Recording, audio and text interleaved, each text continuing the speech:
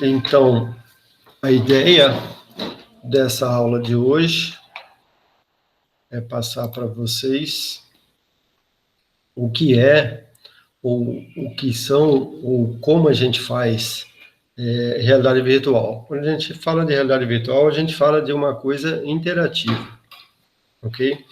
A gente não está falando de uma coisa como foi na aula passada, por exemplo, a parte de animação, você não precisa interação. A animação, você tem todo o tempo do mundo para fazê-la, né?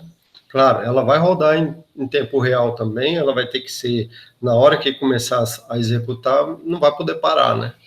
E aqui na realidade virtual, é mais ou menos parecido, na hora que começa não pode parar, também, né? Tem esse aspecto aí, o segundo aspecto da animação está aqui, mas só que o primeiro aspecto da animação, que é você tem todo o tempo do mundo, aqui não funciona. Aqui você não tem todo o tempo do mundo. Por quê? Porque você está interagindo, né, com o mundo virtual, né, entre aspas, na hora. Tem que ser na hora. Se não for na hora, não dá certo. Ok?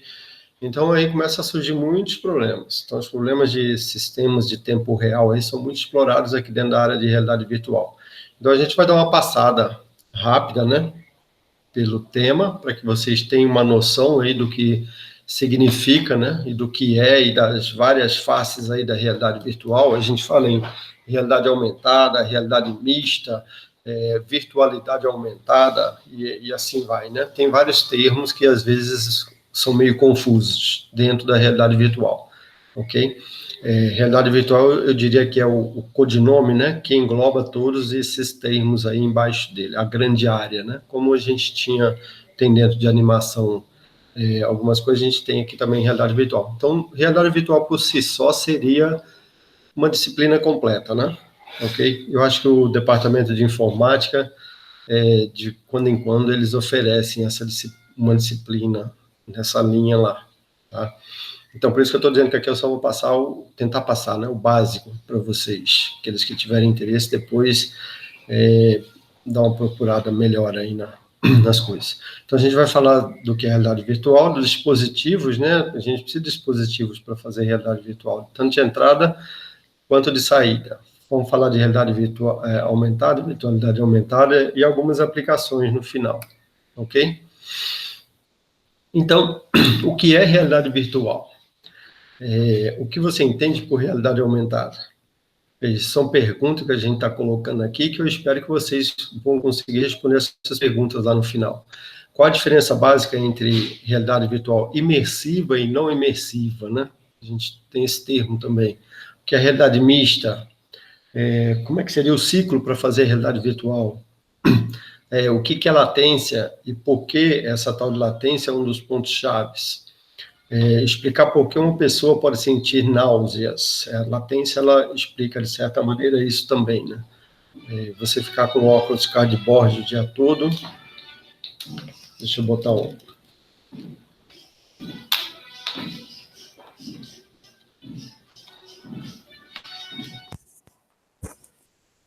Acho que melhora, diminui o barulho de fundo. Aí, dispositivos, né, para se fazer realidade virtual, ok? E algumas aplicações, né? Então, tudo isso são perguntas que vocês têm lá na lista de exercício número 8, que a partir de hoje está liberada para vocês, e que depois dessa aula vocês vão conseguir responder, tá certo? Então, só coloquei aqui as perguntas para vocês já, ao longo aí, irem tentando buscar resposta para elas, tá? Legal. Então, o que é realidade virtual? Tem dois conceitos, mas tem o nosso também, né? Num conceito simples, a gente pode dizer que é um ambiente imersivo com seguidor, né, de cabeça, com seguidor de mão, seguidor, algum aparelho que consiga te dizer a posição e orientação.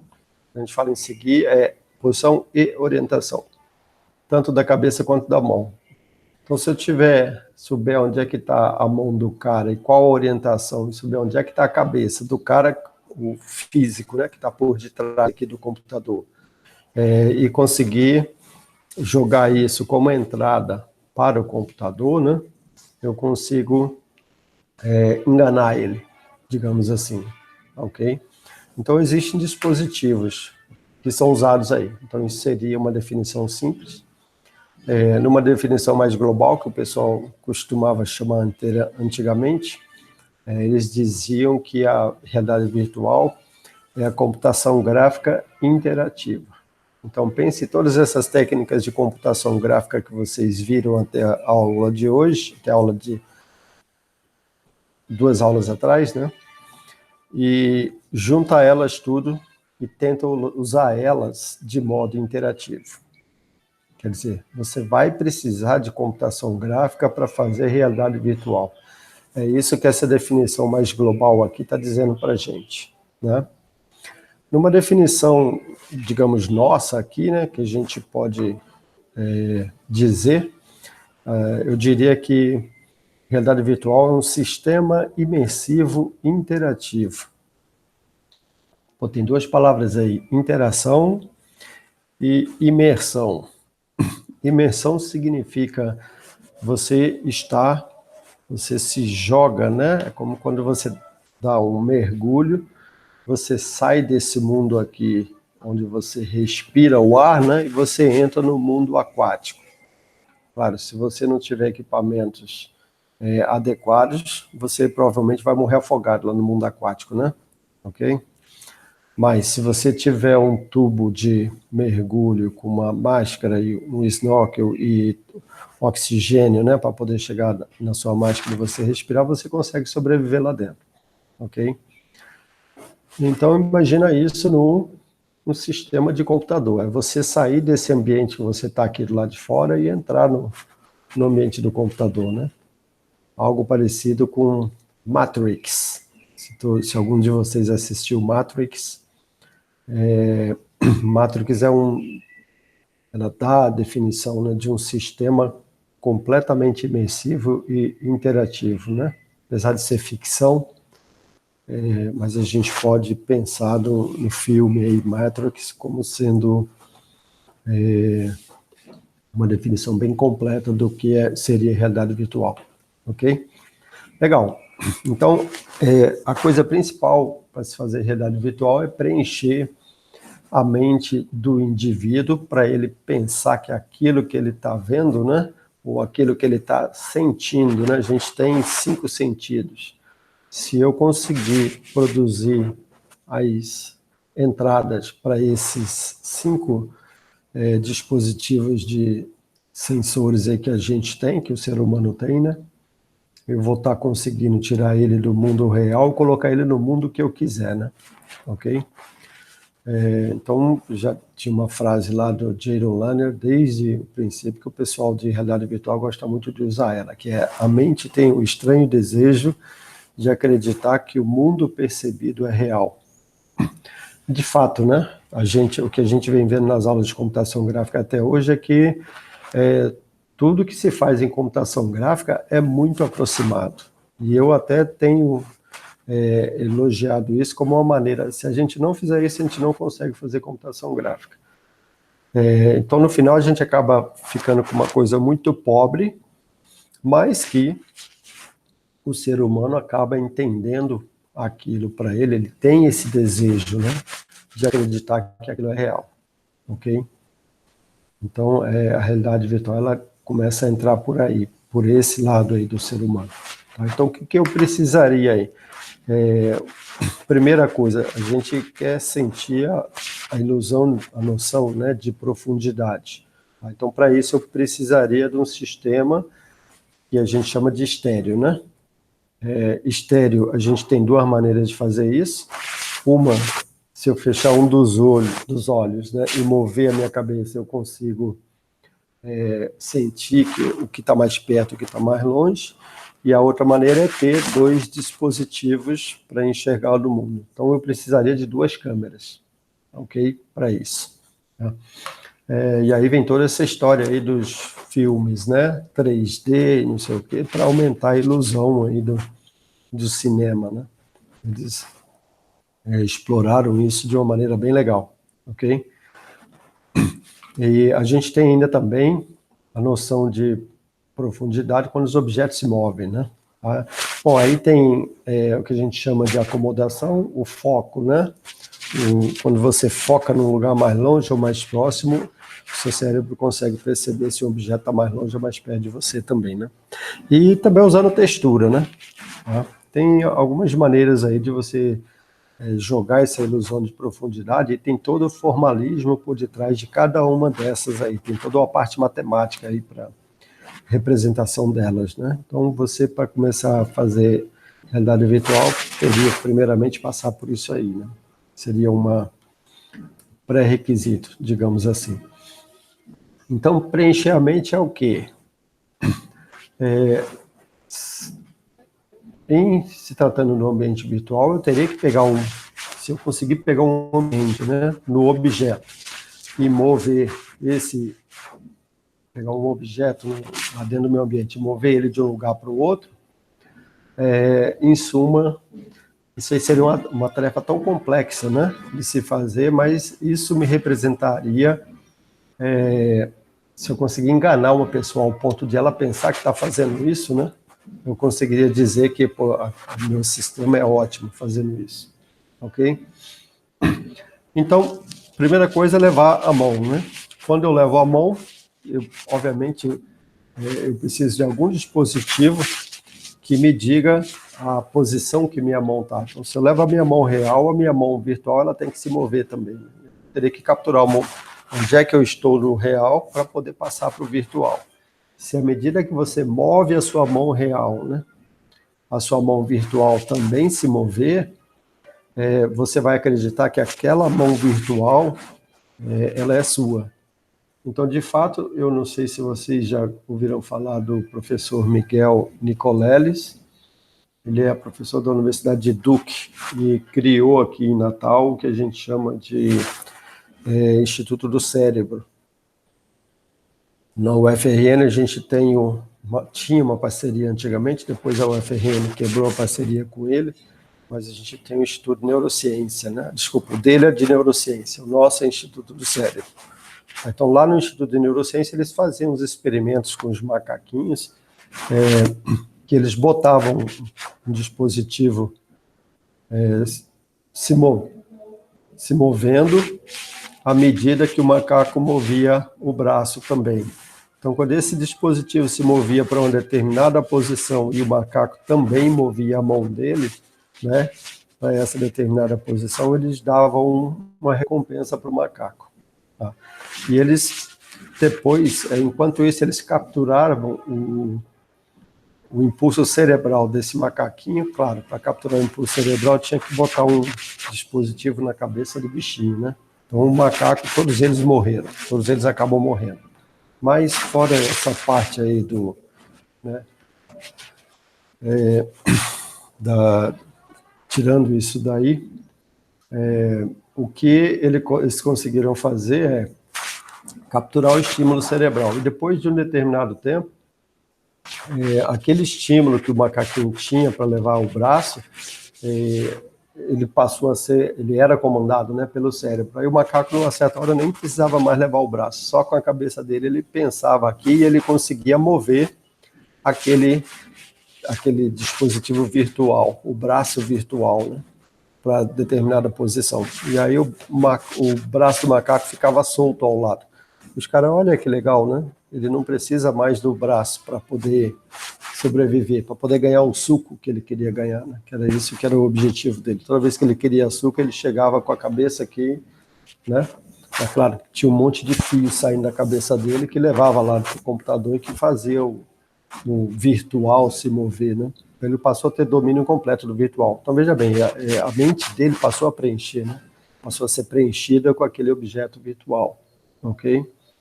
Então, só estou colocando essa experiência para vocês verem que Matrix, né? Não está tão longe assim, né? É possível você mexer nas partes corretas lá do cérebro, você jogar lá para dentro essas sensações, né? Ok? Bom, fora essa parte aí do que é preciso, de como, qual é a ideia, né, por detrás da realidade virtual, você tem que ter um ciclo, né? que a gente tem em computação gráfica, lá dentro da mainha, a última linha é sempre o comando do ciclo, né? Tá, tem um loop lá que teu programa, ele chama aquela função, a partir dali é que seu programa está executando. E aí o que você faz é ficar passando nesse loop, né? Então, como é que funciona isso? Você primeiro, você tem a determinada posição atual, de onde é que estaria esse ser humano aqui, por exemplo, de onde é que a cabeça dele, você determina alguma posição na cabeça dele e uma orientação para essa posição, né? Onde é que está o centro da cabeça e para onde ele está olhando, para onde está apontando a cabeça dele, não os olhos, né? Tá? Uma vez que você tem isso determinado, se ele mover a cabeça, você tem que dar um jeito de fazer o tracking disso, né? Tá. Então você tem a posição, você tem ele desenhado e você tem a posição e a orientação. Aí, quando ele se move, você tem que fazer o acompanhamento desse movimento, ok? Se moveu, você está tudo com computação gráfica, você tem que recalcular toda a geometria para aquela nova posição que ele moveu a cabeça, né? Minha cabeça não está mais aqui, está aqui. Você tem que recalcular tudo que for da parte de visualização para poder mostrar, né? E aí o próximo passo é mostrar. Mostrou, volta, né? Ele move de novo, você faz o tracking, recalcula a geometria, faz um redisplay e assim você vai ficar nesse loop para sempre, né? E aí, veja, toda a parte de interação, ela pode ser feita com vários dispositivos, né? Pode ser feita com mouse, pode ser feito com os outros dispositivos, né, que você tem para mover o ambiente, etc. Isso a gente vai ver depois, ok? Mas uma vez que você tenha tudo isso, você tem esse ciclo aqui completo, né? Ok? E provendo as interações, né? Se você pegou num objeto, obviamente você vai ter que garantir essa interação, né? Tá? Então, nada mais que isso. Tracking, recalcula, redisplay, tracking, recalcula, redisplay, fica nesse loop eterno aqui. Isso seria um ciclo interativo e, obviamente, você tem que permitir aquilo, você tem que ter controle disso, né? Em determinado momento, você vai verificar baseado em eventos, né? Isso aqui é a programação orientada a eventos, tipicamente. Aconteceu um evento, você tem que tratar aquele evento, né? Ok? Então, já para ter uma noção de como é que funcionaria isso implementacionalmente, né? Ok? Ok, então, qual é o tempo que eu tenho aqui entre esse instante e a próxima vez que eu der a volta aqui nisso tudo, né? Eu tenho que ter eu tenho que ter um tempo para fazer o drag, tenho que ter um tempo para recalcular a geometria e para fazer o redisplay. Então, qual é o tempo entre esse display e o próximo? Esse tempo aí, ele é chamado de latência, ok? Pense, se você tiver pela internet, você tem que somar aí o tempo de tráfego na rede, né? Dessa informação toda, ok?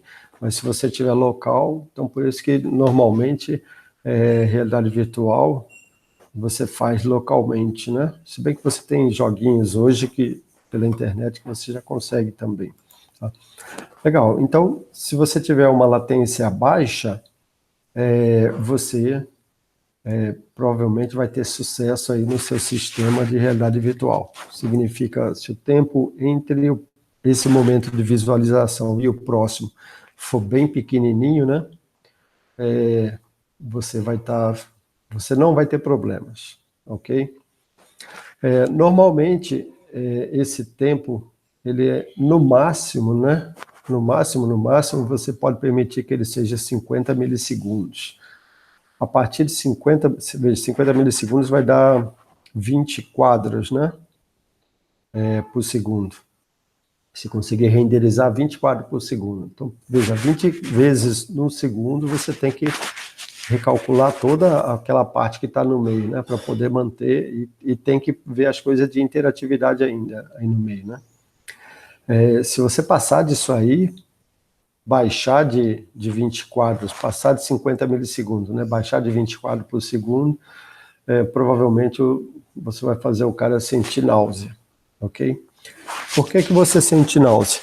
Porque quando você move, se você mover a cabeça, por exemplo, o teu ouvido interno, você tem um dispositivo lá dentro que te diz que você se moveu.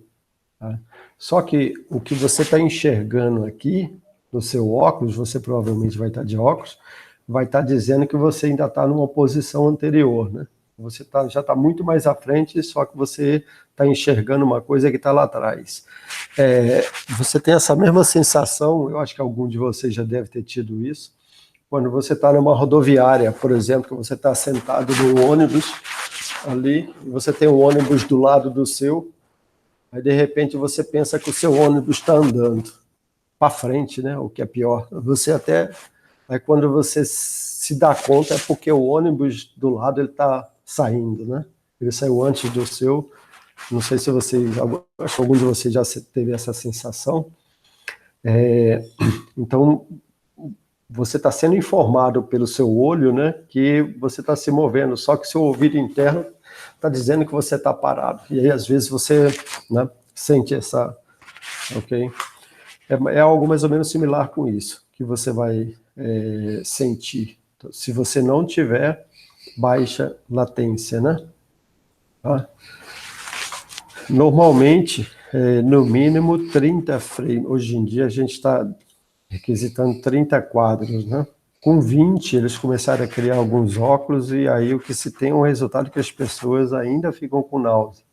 Então, esse número aqui hoje está subindo bastante. Tá? Isso é um problema sério. Se você... Tem pessoas que trabalham com realidade virtual, né? E aí esse cara, normalmente, ele não vai conseguir ficar mais do que 1 hora, 2 horas, sem ter que dar uma parada grande aí de 3, 4 horas, né? Para poder fazer a cabeça dele voltar ao normal, né? Tá? E se vocês... nos filmes, né? Uma coisa normal é o cameraman, ele não faz... A não ser esses filmes Velozes e Furiosos ou alguma coisa assim, né? Mas normalmente o filme, a tomada de uma câmera, quando a câmera sai de um lugar para o outro, ela vai devagar, né? Justamente para você não fazer as pessoas terem esse problema aí do sentirem náusea, né? Ok? Tem pessoa que gosta de assistir filmes mais violentos, né? Outras, mas mesmo assim as tomadas, elas têm que ser... por isso que é para o cara ser um cameraman, essa é uma das primeiras coisas que ele vai aprender, tá? Bom, beleza.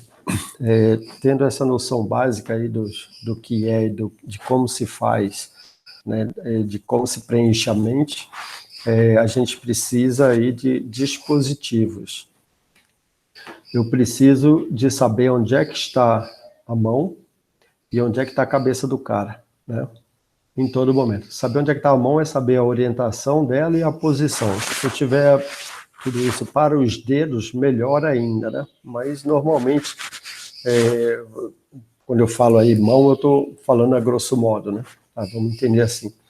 E a cabeça, basicamente, bota um ponto aqui para onde é que esse ponto está e para onde é que está apontando a frente da sua cabeça, né? A gente chama isso de gaze, né? Do cara, ok? Então, existem maneiras de você acompanhar, né? Saber onde é que está a mão e a cabeça do cara. E aí, alguns dispositivos foram pensados lá já há muito tempo, desde uns 40, 50 anos atrás. Esses dispositivos existem e ainda são utilizados até hoje, né? Então, você tem dispositivos magnéticos, né? Que conseguem determinar a posição através de diferença de campos magnéticos, eles conseguem calcular isso, né? A latência dele é muito boa, significa 4 milissegundos, então dá 120 Hz, porra, legal, né? Tá? Só que aí tem um problema, você pode ter interferência, né, de campos magnéticos causados por objetos de metal, ok? Mas você tem também outras maneiras. Você pode colocar algum dispositivo emitindo um som, né? E se você tiver ouvidos, né, nesse ambiente, você consegue, através do som que está, diferença, né, de fase do som que está chegando nesses dispositivos de captura, você consegue determinar onde está esse objeto, né? Veja, isso funciona bem na área controlada, mas se você tem que sair no ambiente externo, isso já não vai funcionar, né?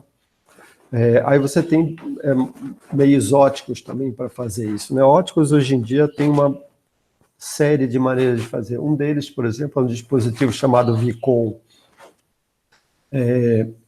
Basicamente, o Vicon, você tem câmeras, né?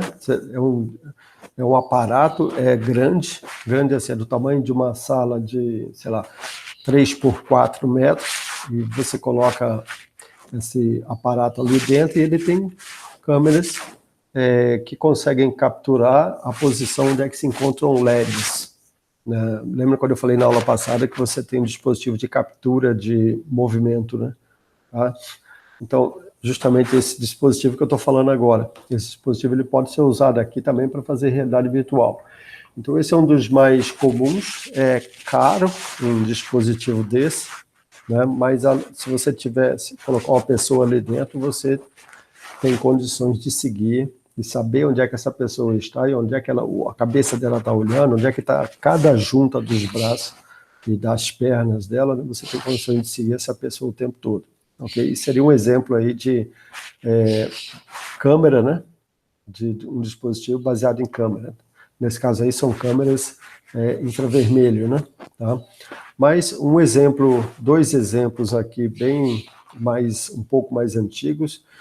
O primeiro deles é a Highball da UNC, que eles criaram lá no passado. Eles botaram a câmera na cabeça do cara, apontando para cima, e no teto eles tinham, né, se eu tenho um dispositivo aqui jogando um laser no teto, tem outro jogando um laser.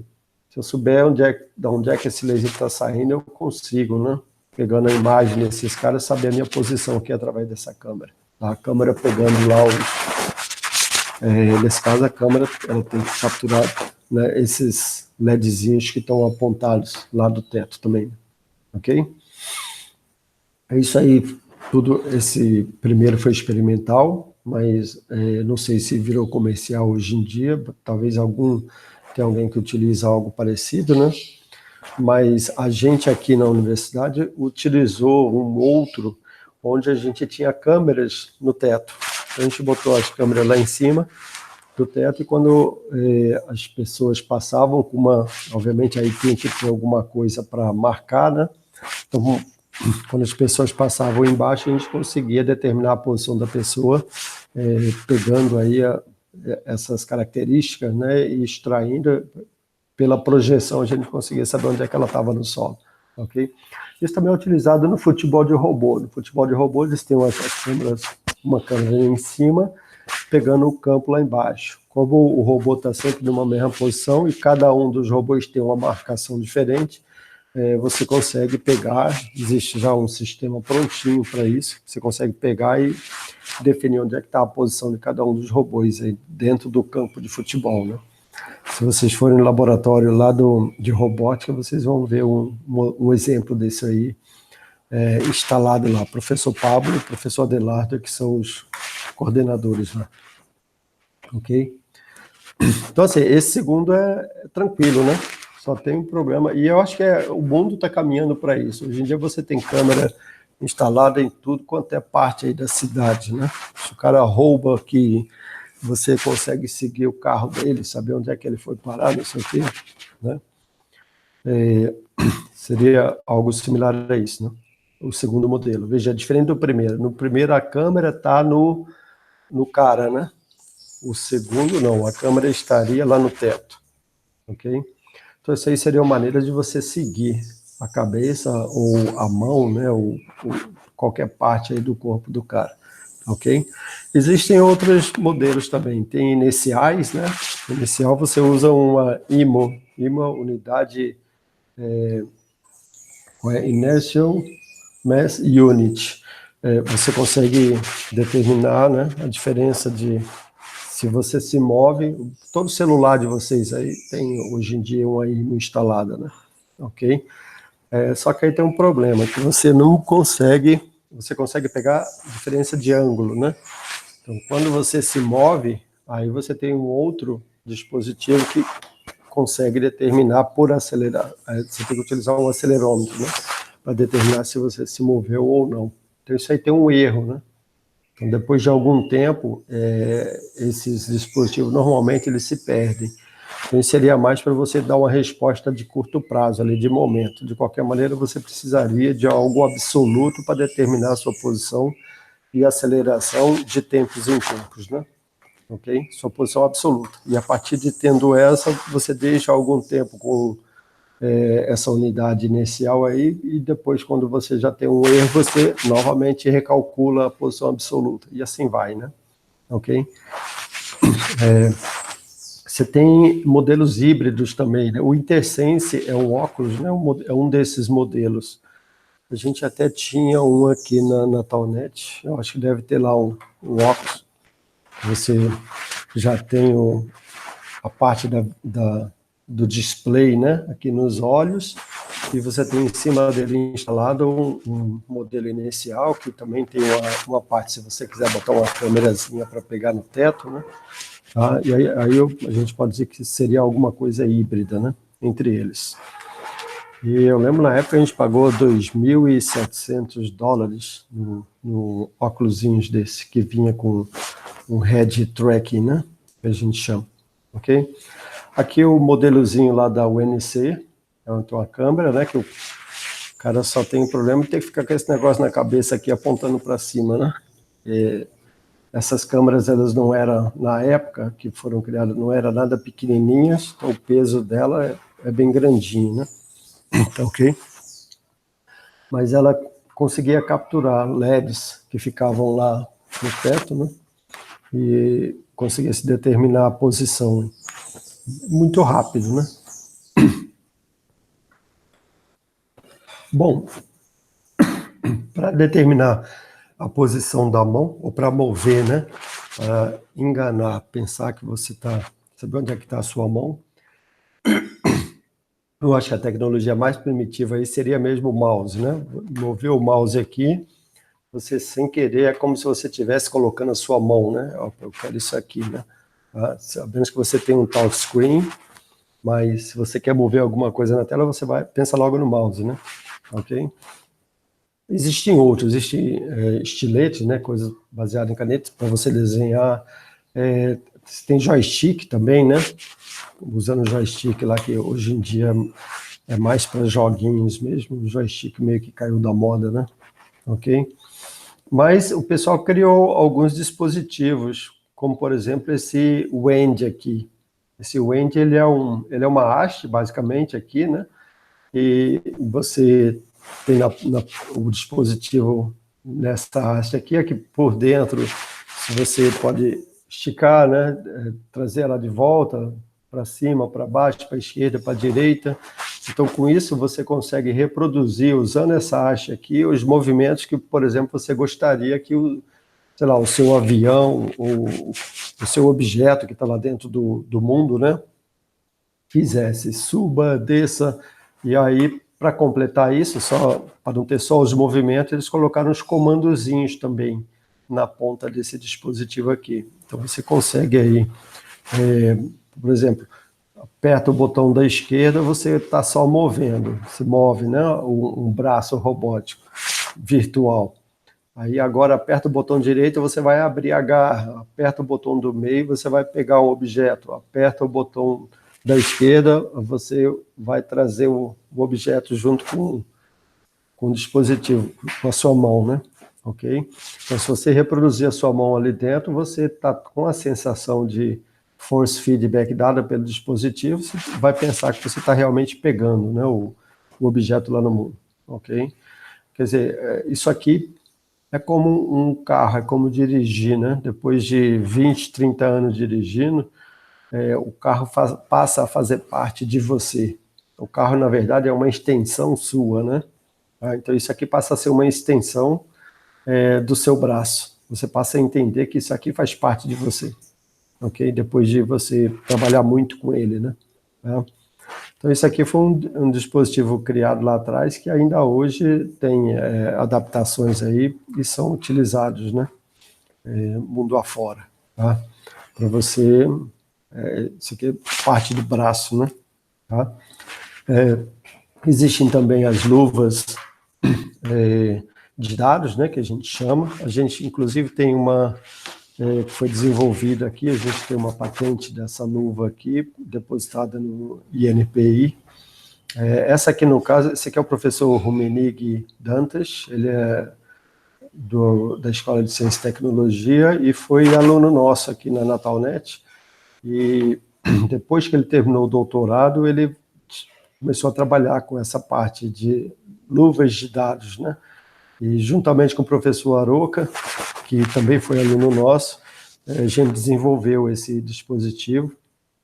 E, bom, aqui você tem sensores, né, nos dedos para dizer se está aberto, se está fechado. E tem mais uma série de coisas, e tem até um processadorzinho embarcado aqui, né? Esse aqui acho que é não lembro se é um Raspberry Pi, que está aqui por debaixo, mas você consegue fazer com que ela seja autônoma. Então, por exemplo, eu consigo com isso aqui chegar e pegar uma fruta e determinar se aquela fruta está boa já para colher ou não, né? Aí a ideia dele seria trabalhar com isso aqui para lavouras, mas isso pode ser utilizado também dentro de realidade virtual, né? Você chega perto do objeto, né? Se você tiver alguma coisa aqui por dentro da luva que te dê, né, colocar por dentro dela algum dispositivo que passa a pressão contrária, você não precisaria de ter o objeto real aqui. Só com o virtual, a luva, a pressão que ela faz, você fica pensando que tem um objeto ali dentro, né? Ok? Então, isso aqui é uma ideia, evoluir, não parar só por aqui, mas chegar um pouquinho mais à frente. Tá? Um dos problemas da luva de dados é que ela não tem uma precisão tão boa, né? Na parte dos dedos. Então, mas hoje em dia o pessoal está trabalhando nisso. Já melhorou bastante isso. Tá? Então a gente já pensa logo um cara com duas luvas, com coisa na cabeça, né? Vai virar uma cyber pessoa, né? Cheia de dispositivos. Você ficar agindo dentro do mundo, bota um Vicon, pegando todos os... E aí você fica lá com aquela luva ali dentro. Pô, dá para fazer coisas bem legais, né? Usando realidade virtual. Isso é muito importante em reabilitação também. O pessoal da área da área de educação física, da área de fisioterapia, né, que trabalha muito com esses dispositivos aí para fazer reabilitação de pessoas, né? Ok? Legal, tem outros tipos aí de entrada, Iona. Então, isso aqui é o Phantom. O Phantom, essa caneta aqui, ela seria a ponta dele, né? Imagina, por exemplo, que você está fazendo uma cirurgia, você pega um bisturi, quando você aplica lá na pessoa, se você passar o bisturi bem de levezinho, ele não vai fazer nada, né? Ele tem que ter você tem que sentir, tem que ter uma certa resistência na pele, a partir do momento que tem a certa resistência, o bisturi realmente corta, né?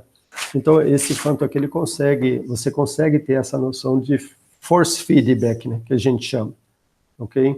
Ele consegue te dar o retorno. Se você pega nessa pontinha aqui e aperta ela, né, ele está parado, mas ele consegue saber qual é a força que você está colocando ali para empurrar. Se você bota mais força, ele faz a pressão, ele faz a força ao contrário do que você está fazendo, ok? Claro, se você fizer muita força, passar da força máxima que ele consegue, você vai empurrar ele. Tá? Mas até chegar lá, ele consegue te devolver qual é a força que você está empregando aqui na ponta. Então, veja bem, isso aí dá para você usar para... Imagina o cara lá com apendicite, e aí você tem 30 alunos de medicina, e você quer que esses 30 alunos cheguem, tem uma posição certinha na barriga do peão que você aperta, né? Para sentir, para o cara gritar. O cara, quando está com apendicite, que você aperta naquela posição, ele dá um grito. Imagina 30 alunos chegando e apertando o paciente para saber onde é. Se você tem um dispositivo desse, o cara... e eles também já sabem qual é a força que ele tem que colocar, né? Tá? Quando o dispositivo romper, é essa força. Dá para fazer coisa assim para treinamentos de médicos, né, e etc. Ok? Esse é um dos dispositivos que existem aí, o Phantom. Claro, hoje em dia já está bem mais evoluído isso, né? Tem um outro que o pessoal criou que eles chamam de maglev. Na verdade, isso aqui é um dispositivo para levitação, né? É uma bolinha que se você sobe ela, né, o teu objeto lá no mundo, ele vai subir. Então, imagina você com óculos aqui, usando um dispositivo desse, ou você mesmo lá no mundo, né? Você sobe, você desce, quer dizer, você pode fazer alguma coisa para ficar voando, né? Tá? Com isso aqui. É como se fosse um joystick, só que ele é fixo aí do lado da poltrona, né? Ok? Algo similar a isso. Alguém criou lá também. Então, veja, você tem as mais variadas formas aí, as mais engenhosas, né?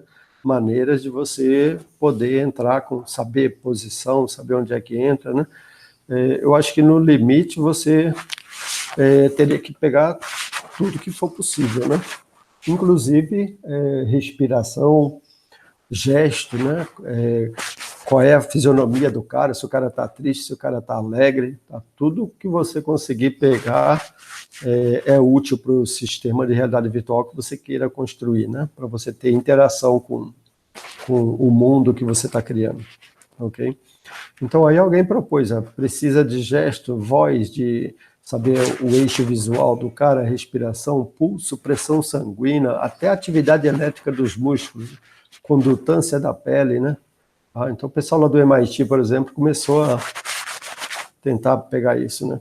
A gente está pensando aqui em uma luva de dados, eles já estão pensando lá em fazer coisas muito mais na frente, né, para isso, ok? E aí você usaria tudo quanto é tipo de dispositivo possível, né? Aqui um exemplo a gente tem pressão sanguínea, né? Eles até chegaram a criar um dispositivozinho lá que consegue capturar, pegar esses dados todos, né? E fazer uma junção dos dados todos, ok? Legal, isso foi a entrada de dados, a gente tem que entrar, né, com essas informações para o nosso sistema, e aí lá dentro a gente vai trabalhar isso da maneira que achar melhor para fazer a interação, mas você tem também saída. As primeiras, historicamente, aí que foram criadas foi a Silicon Graphics Interface. Então, antigamente a gente já tinha logo a ideia de que a interface de visualização tinha que ser lá na parede, né, uma coisa estática, e aí criaram até uns dispositivos estéreos, né, duas dessas, você olhava as duas, uma com cada coisa, ok, mas depois mudou, isso veio para a parte de óculos, né, tá? E aí o PC também entrou na história, né? O PC, você não precisava mais daquelas máquinas altamente dedicadas a isso, né?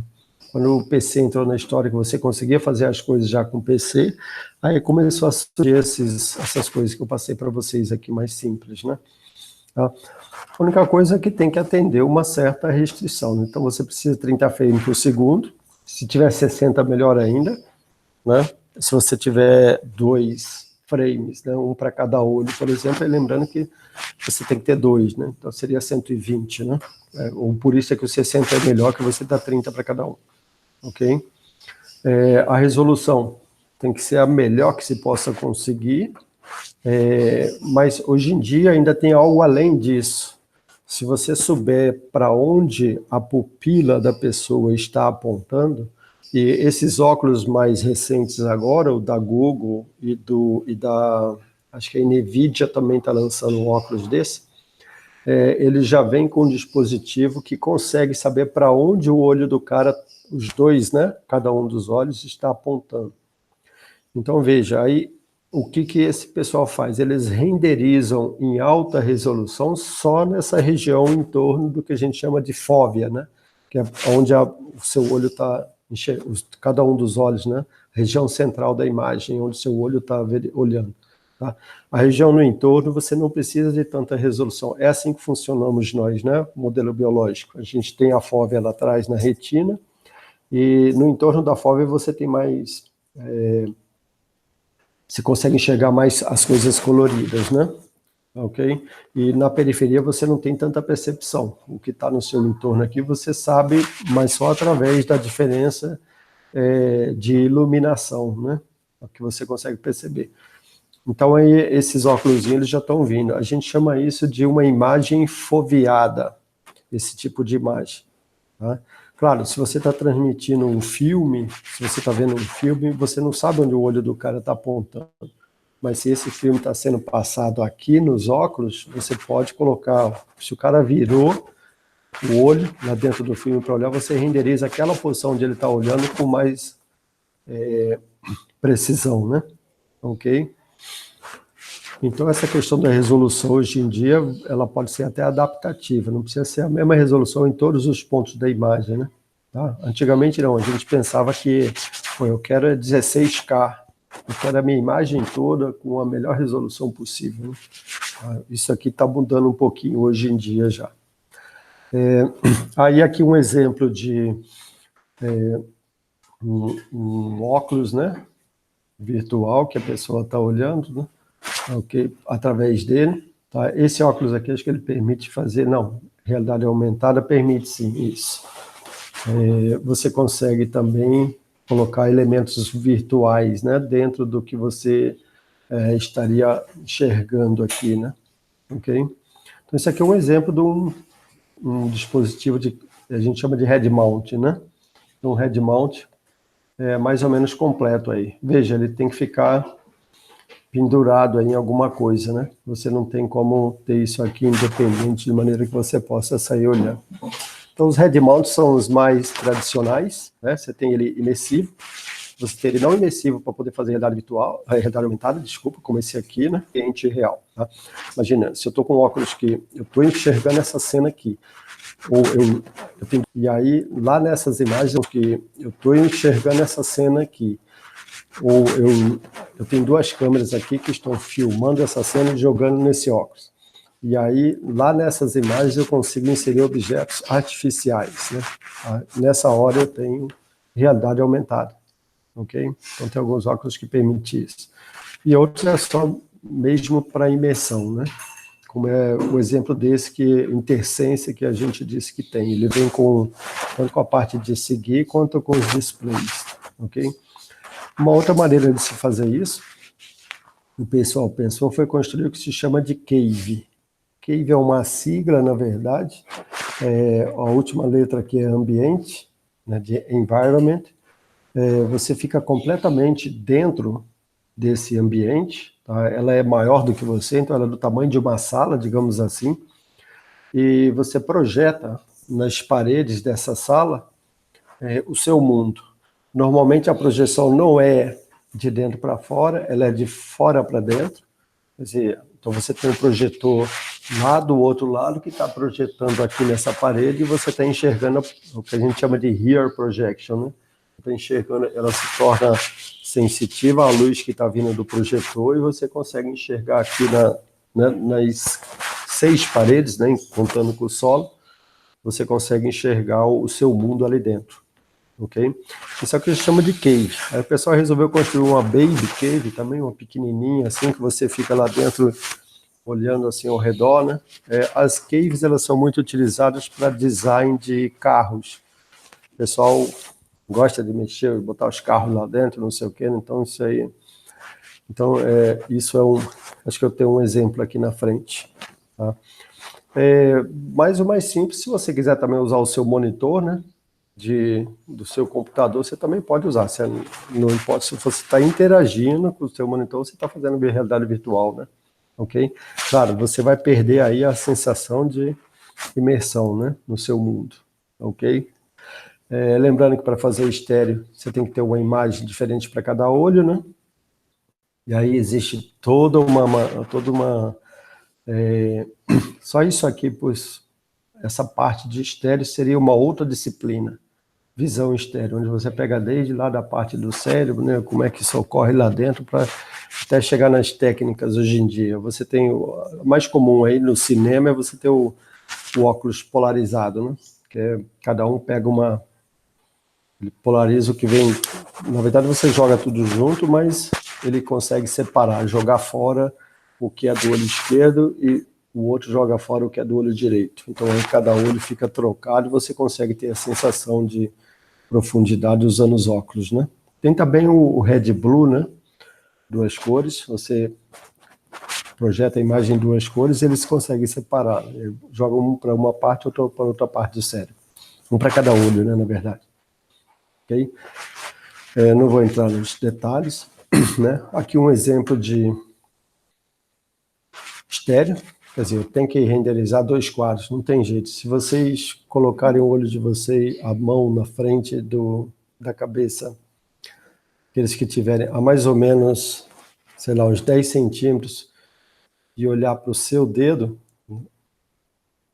até o momento que se forme 3 imagens na tela, tá, do seu computador aí, fica olhando para o seu dedo.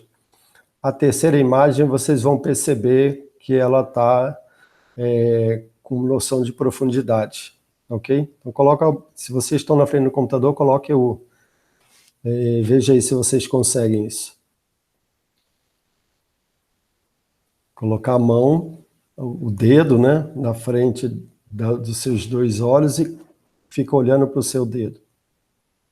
Num determinado momento, a terceira imagem vai se formar, as duas vão fazer isso. Quando se formar a terceira imagem no meio, essa terceira imagem vai te dar noção de profundidade.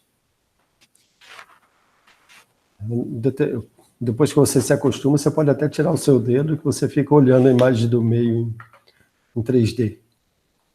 Bom, depois vocês tentem aí. Alguém conseguiu? Consegui, professor. Muito doido. Muito doido, né? Mas é bem legal. Aí você vê, né, disso que a gente está falando aqui, as noções, né, do estéreo. Dá até para tirar o dedo depois, você fica, né, olhando em estéreo. Então daria para fazer pensa, você ficar trocando as imagens agora, você faria um vídeo, né, com isso aí. Legal. Só para vocês terem uma noção. Então, pô, renderizar isso tudo é complicado, né? Primeiro, ó, eu fiquei só um pouquinho aqui, o seu olho já começa a ficar doendo também, né? Então, aqui um exemplo da Cave, ok? Vocês verem que isso aqui é o que a gente chama de Rear Projection, né? Você tem uma tela aqui, ó, esse cara projeta aqui, mas você vai observar o que está do lado de cá, na verdade, ok? E aí isso aqui é a imagem que está saindo lá dentro, né? Foi tirada aqui só para você ter a noção. Tá? Aqui alguns detalhes, só para se ter uma noção do que seria uma cave, né? A gente tem deve ter umas 30 ou 40 dessas construídas no Brasil, por aí, mais ou menos. Eu sei que a Petrobras tem algumas, o LNCC lá em Petrópolis é um laboratório do governo, né? Do Instituto do Governo, também tem. Aqui é a Baby Cave pequenininha, né? Para vocês verem, ok? Aqui outros exemplos aí de HMD, né? Head Mounted Display, que a gente chama, por isso que é chamado de HMD. Veja, esse aqui foi feito lá em 1967, 3 anos depois que eu nasci. E aqui, esse aqui é o que a gente tem ele aqui no laboratório. Só que já está ultrapassado. Ele é da década ele é de mais de 10 anos atrás. Hoje em dia a gente já está no Google Cardboard, né? E o óculos da NVIDIA também está sendo lançado, né? Ok? Aí alguém chegou também para fazer essa parte do display e pensou, não, por que a gente não faz um laser, que esse laser joga lá na retina do cara direto? Pensa, um laser apontando para a tua retina e esse laser jogar direto lá dentro do teu olho, a sensação, né? Aí o cara tinha que ficar em alguma coisa como isso aqui, ó. O filme está vindo daqui e está sendo jogado uma luz direto na retina do cara. Pô, isso é meio... Mas não foi muito à frente, né?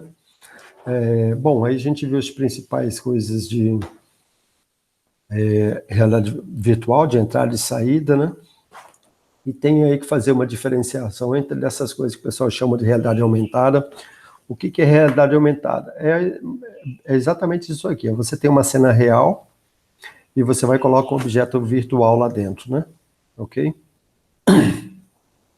Obviamente, eu não tenho como botar isso numa cena real que eu estou vendo aqui, mas se essa cena real ela estiver sendo gravada num filme, né, num vídeo, aí eu tenho condições de chegar e alterar esse vídeo com um objeto virtual. Né? ok? A gente já viu lá no início da disciplina uma maneira de fazer isso, jogando o bonequinho do Woody, né, dentro de uma cena, tá? E aqui seria o contrário, seria você ter um ambiente virtual, né, ok? E colocar a imagem de um professor aqui real, professor Aquiles lá da SCT, dentro desse ambiente. Então, a gente até chegou a ter um projeto nessa linha aí, no sentido de você ter turma virtual, né? E um professor lá dentro, você podia até interagir virtualmente aqui com o seu colega, né? Então, você está dentro do mundo virtual, aí você, obviamente, o seu avatar está ali dentro, né? Você interage com o seu colega do lado, e o avatar, né? Mas o professor, ele é real, ok? Então, esse aqui é um exemplo de virtualidade aumentada, que a gente chama, né?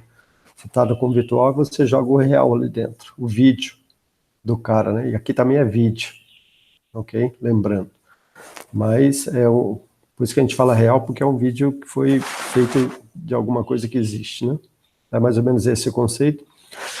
O conceito de realidade mista, ele é um pouquinho mais... Ver se tem aqui. Bom, só para falar um pouquinho mais de realidade aumentada, ela surgiu já há bastante tempo, e uma das coisas que o pessoal fez, e que até hoje é utilizada, é essa biblioteca chamada Aruco, né? O Aruco, você pega o seu celular, aí você rapidinho, na hora, você consegue gerar o padrão. Se você gerou o padrão, você consegue botar no teu próprio celular, né, você consegue enxergar filmando e com um objeto ali dentro da tua cena. Okay? Então é muito rápido isso. Você só precisa de um padrãozinho, né, para botar no teu ambiente. E aí o Aruco, ele revolucionou, né? Aí hoje em dia ele é utilizado não só para realidade virtual, mas para outras tarefas também, né? Ok? Mas ele iniciou lá em 1980 e 90, na década de 95, mais ou menos, isso aqui, que saiu esse primeiro artigo em cima de realidade aumentada, em cima da biblioteca do Aruco, né? Ok? Bom, depois eu volto a falar de realidade mista, que é outro conceito meio confuso também, mas existem, não é só imagem, né? A gente tem também outros sentidos, tem o áudio, né? E aí, como é que eu deteto o áudio no ambiente? Eu teria que ter mais de um microfone, né? Desculpa, mais de um ouvido, né? Ok? No caso, para ficar capturando, né? Então, pega os fones de ouvido aí, coloca em 3 posições no ambiente, por exemplo. Só que lembrando que com 3 você tem um plano, né? Então, o ideal seria 4. Hoje em dia você consegue, né? Se você botar caixas de som também nessas 4 posições no seu ambiente, e você deixa uma o volume mais baixo, a outra mais alto, você vai fazer o som ficar espacializado, né, que a gente chama. Hoje você entra no cinema, você escuta o som hora atrás de você, hora à direita, hora à esquerda. Pô, como é que eles fazem isso, né? Ok? Então existem as técnicas aí todas para você também jogar o áudio ali dentro, né? Tanto você ouvir, saber de onde é que está vindo, quanto você jogar, né? As duas coisas. Seria microfone e alto-falante, né? As duas coisas colocando lá dentro. Tá? Para se mover no ambiente, como é que eu faço? O mais natural seria você caminhar, mas para você caminhar você precisaria de uma cave, né? Para você poder ter o seu ambiente ali dentro. E nem sempre você tem isso. Quer dizer, mas eu posso criar aqui uma bicicleta ergométrica, né, para mim sair caminhando dentro dela. Eu posso até voar, né? Lembra lá do Andy, lembra da coisa de levitação lá? Isso aí, acho que o mais legal, assim, se você quiser fazer uma realidade virtual que seja bacana, faça com que as pessoas estejam voando. A gente adora voar, não sei porquê, mas voar é muito legal, né? Tá? Então, se você fizer um ambiente aí que você consegue voar naquele ambiente, só cuidado com a náusea, né? Porque às vezes o cara...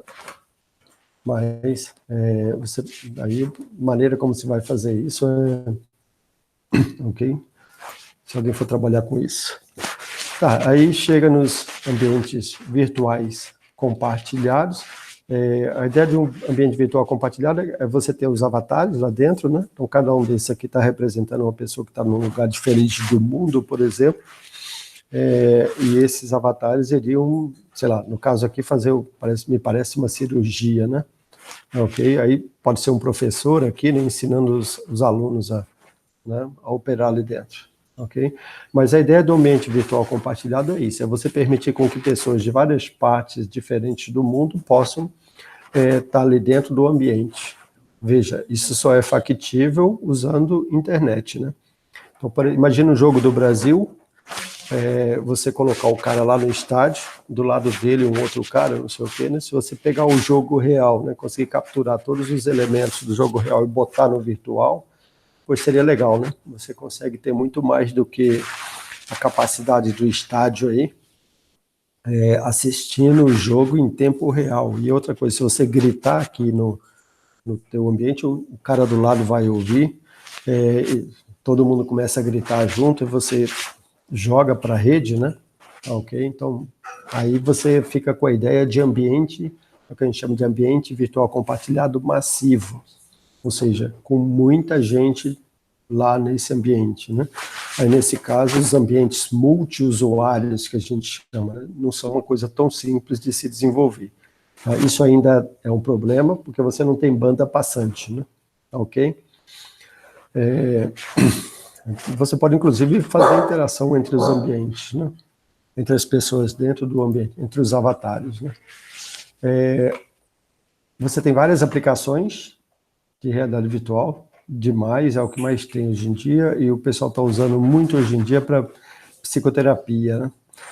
A gente tem exemplos de uma aluna nossa que trabalhou com realidade virtual junto com meninos autistas. Ela tinha 4 alunos que eram autistas e ela começou a trabalhar e, assim, eu não vou dizer que eles melhoraram, mas que eles reagiram, né, aos dispositivos, e ela estava fazendo na época uma coisa bem simples, só pegando a imagem do celular e trocando a sua imagem, por exemplo, botando, sabe aquelas imagens fake, que você faz da pessoa, botando essas imagens. Aí o menininho já saltou os olhos dele, né? Por incrível que pareça, ele prefere interagir, ele consegue interagir com aquele caractere, mas com você, ele não interage muito. Agora, se você está se filmando e jogando a tua imagem aqui modificada, ele conseguia interagir com isso. Então, está indo meio por essa área. É uma área muito legal de aplicação, uma vez que vai para a parte de medicina, né? Mas tem N aplicações aí. Aqui, por exemplo, o cara trabalhando com aeronáutica, né? Vamos ver que ele está com óculos aqui. Aqui outros exemplos né? Aí tem videogame. Bom, eu não vou passar pelas aplicações porque são várias, né? Aqui um exemplo que a gente está vivendo hoje, né? A gente já está quase assim hoje. Eu estou aqui na minha casa, vocês na de vocês, e só falta a gente botar realmente o óculos na cabeça para ficar olhando o outro. Aí a gente não precisaria estar presencialmente lá na universidade, né? A menos para algumas tarefas que não tem como não ser presencial, tá? Mas isso aqui é uma ideia de como a RV ela pode chegar e suprir aí todas virar o Matrix, né, da vida. Não sei se a gente chega lá não, mas algo parecido. Eu falei então de realidade mista. Na verdade, isso aqui é um conceito um pouco confuso. O que é realidade mista? Eu falei de realidade imersiva e não imersiva, né? Realidade imersiva é quando você está dentro do seu mundo. E não imersiva é, por exemplo, eu estou aqui agora com a tela do computador, mas eu estou vendo o mundo do meu lado ainda. Tá? A realidade mista, o conceito inicial dela era para significar uma mistura entre esses dois conceitos aí, entre realidade imersiva e não imersiva. Mas aí depois o pessoal chega, eu estou com realidade aumentada, é realidade mista. Eu estou com virtualidade aumentada, é realidade mista. Então, hoje em dia, esse conceito meio que já se espalhou. Ok? Ele é um conceito um pouco diferente. Só para vocês terem uma ideia. Bom, e só para dizer também que a gente tem um grupo que trabalha com realidade. O pessoal fica lá no laboratório do NPIT, eu acho que vocês já ouviram falar, e tem um laboratório chamado TEAM, do que é o T, agora eu não me lembro, mas o M do final é multimídia, né? Ok? Então, esse pessoal trabalha faz parte da rede de laboratórios Natalnet, que é uma rede que a gente tem na universidade. É um dos 4 laboratórios do Natalnet que trabalha especificamente com isso. O head, né, o cabeça desse grupo é o professor Aquiles e o professor Rumenig Hudson, que eu já falei, aquele cara que desenvolveu a luva lá, tá? E a gente tem um outro centro de realidade virtual, onde eles têm uma Silicon Graphics da universidade, que fica ali perto da biblioteca. Tá? É um prédio grande, alto, ali do lado direito da biblioteca, um prédio de 4 andares. Ali dentro a gente tem, um dos andares é um laboratório de realidade virtual também. O professor trabalha muito com isso. Tá? Por hoje é isso.